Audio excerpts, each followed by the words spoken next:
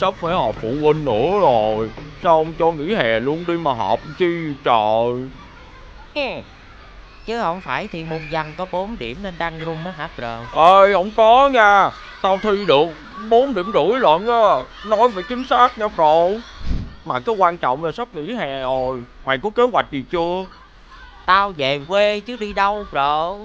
Sao không đi du lịch với gia đình? Phải về quê thăm chừng học phí của tao nữa chứ bro. Học phí gì? Là sao không có nội? Trâu ơi, ta bảo trâu này, trâu ra ngoài ruộng trâu cày với ta. Học dốt mà phải đặt về thăm học phí. À, thì ra là học phí này. Khá đó bro. Thua Gia Cát Lượng mỗi cái quạt à.